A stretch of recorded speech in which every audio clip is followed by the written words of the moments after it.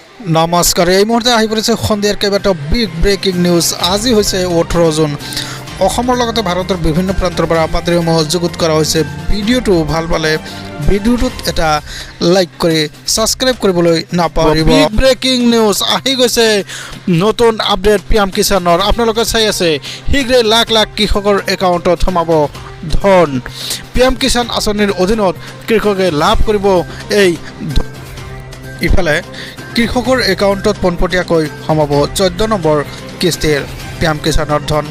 কৃষকৰ সুবিধাৰ বাবে চলিছে পিএম কিষাণ বিশেষ শিবিৰ। হয়, বিগ ব্ৰেকিং নিউজ। কিষাণে আৰম্ভ কৰিছে বিশেষ শিবিৰ। 19 জুলাইলৈকে চলিব ধন লাভৰ এই বিশেষ শিবিৰ। কিদৰে লাভ কৰিব এই আঁচনিৰ ধনসমূহ আপোনালোকে এই প্ৰতিবেদন সম্পূৰ্ণ শেষলৈ চাই থাকিব। শিবিৰলৈ আহোঁতে লগত লৈ আনিব লাগিব এইসমূহ নথিপত্ৰসমূহ। কি নথিপত্ৰ আপোনাৰ লাগিব? কৃষক আধাৰ কাৰ্ড, পিএম কিষাণ আঁচনিৰ ধন লাভ কৰা বেংক পাছবুক আঁচনি আনিব লাগিব আপুনি। লগত আধাৰ নম্বৰ সংলগ্ন মোবাইল ফোন আনিব লাগিব কৃষকে। আপোনালোকে সেই শিবিৰলৈ যাওঁতে এইবিলাক ডকুমেণ্টছ আপোনাৰ লাগিব। এই সুবিধাৰ জৰিয়তে বহুকেইটা লাভ আদায় কৰিব পাৰিব কৃষকে, এই কথা জনাইছে। ইয়াৰ পৰৱৰ্তী খবৰ হৈছে EKYCৰ কাম সম্পাদন কৰিব লাগিব। বেংক একাউণ্টৰ সৈতে আধাৰ নম্বৰৰ সংলগ্নৰ সুবিধা থাকিব লাগিব। আপোনাৰ সবিশেষ জানিবৰ বাবে আপুনি যোগাযোগ কৰিব পাৰিব কেইটা কাৰ্যালয়ত আপুনি যোগাযোগ কৰিব পাৰিব। জিলা উপায়ুক্ত কাৰ্যালয় আপুনি যোগাযোগ কৰিব পাৰিব। ৰাজহ চক্ৰ বিষয়াৰ কাৰ্যালয়ত যোগাযোগ কৰিব পাৰিব।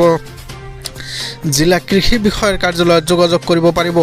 মহকুমা কৃষি বিষয়াৰ কাৰ্যালয়তো আপুনি যোগাযোগ কৰিব পাৰিব। কৃষি সখী অথবা গাঁও প্ৰধানৰ সৈতে যোগাযোগ কৰিব পাৰিব আপুনি। এইকেইটা সুবিধা দিছে চৰকাৰৰ ফালৰ পৰা। বিগ ব্ৰেকিং নিউজ আপোনালোকে চাই আছে। শীঘ্ৰেই অসমৰ কৃষকৰ একাউণ্টত সোমাব ধন, এই কথা জাৰি কৰিছে চৰকাৰৰ ফালৰ পৰা।